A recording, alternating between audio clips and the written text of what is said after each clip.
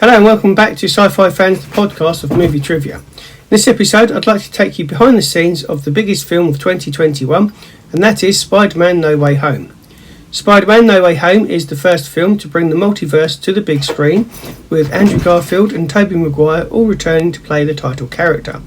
We also have William Dafoe and Jamie Foxx with Alfred Molina portraying the villainous Dr. Octavius and Electro, and of course none other than Green Goblin. Now, Sony own the rights to Spider-Man, and after Far From Home, the agreement that they had with Marvel Disney came to a conclusion. Tom Holland actually helped save No Way Home from cancellation by getting negotiations between Sony and Disney to happen. Now, not only does Tom Holland's Spider-Man remain within the MCU, he can also appear in Sony's own Spider-Man universe. Spider-Man No Way Home is the first MCU trilogy to be directed by the same person. That is, of course, John Watts.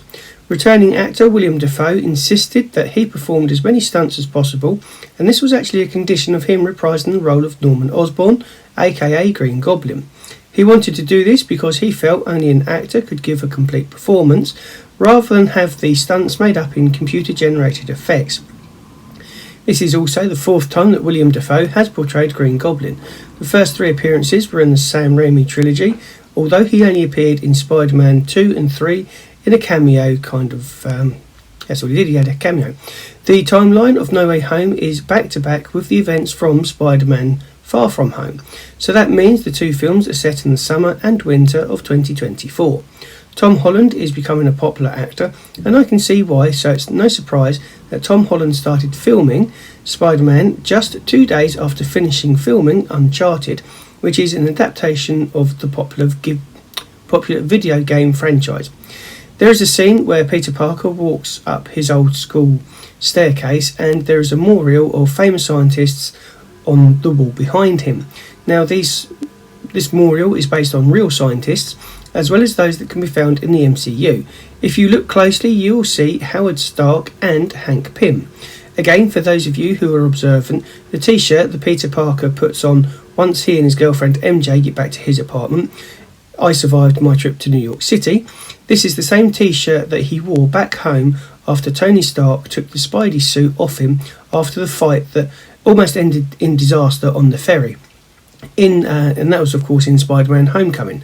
Up until the release of Spider-Man No Way Home, the longest running time of a Spider-Man film was The Amazing Spider-Man 2, which had a runtime of around about 140 minutes.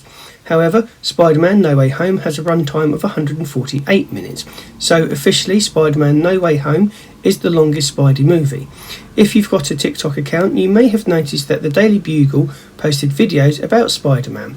This was part of the build-up for the film, and the TikTok account was being run by Betty Bryant even, and if you do have a TikTok account, then why not check out mine, which is Sci-Fi Fans. Just look for Sci-Fi 1, that's sci.fi1. The last 2 years have obviously been problematic for studios and the box office, but Spider-Man No Way Home was a humongous hit.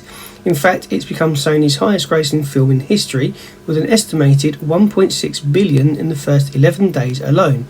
Incidentally, Spider-Man No Way Home was the first film in almost 2 years to earn more than $100 million in its opening weekend. After 4 weeks of release, Spider-Man No Way Home surpassed Titanic's 1997 record of $659.3 million with their domestic box office, beating it by nearly $10 million. It's also only the third comic book film to gross over $1 billion worldwide without a release in China. The other two films to do this are The Dark Knight, which was released in 2008, and The Joker, which was released in 2019. Continuity can sometimes get lost in films. However, in The Amazing Spider-Man, Lizard's right claw only has 4 fingers. This detail was carried forward into Spider-Man No Way Home. The MCU has been going for over a decade now, and Spider-Man No Way Home was originally intended to be the 28th film in the series. However, it is in fact the 27th film in the series. In this film, Aunt May works for an organisation called FEAST. FEAST is an anagram for Food Emergency Aid Shelter and Training. The production team were cutting it very fine with their margins with the release date just a few weeks before the film. The visual effects, believe it or not, hadn't been completed, and they were being worked on right up until something like a couple of days before the film was released. Now, this is more common than you realise, and I've learnt this, and if you go through some of the other films that I've covered in the podcast series, you'll find the other films were in a very similar situation, where they were literally getting right down to the very last moment before the film was due to be released, and they still hadn't finished in post-production.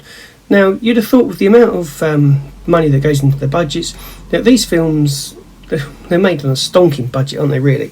Millions upon millions. And you'd have thought they'd have all these details sorted out in good time. But I suppose that's Hollywood. The world premiere of Spider-Man No Way Home was held at the Fox Village Theatre in Los Angeles on December the 13th, 2021. You're probably guessing this by the earlier figures that I gave you, but Spider-Man No Way Home became the biggest grossing film of 2021 in its first weekend. Did you know in the original Spider-Man film, William Dafoe wore prosthetic teeth as Norman Osborn, with his real teeth being shown when he was the Green Goblin? And this is something that he carried on with in Spider-Man No Way Home. Benedict Cumberbatch has admitted to not reading the full script, and this was because he wanted to surprise himself with the final product in order to keep the production secret and prevent his appearance from being leaked.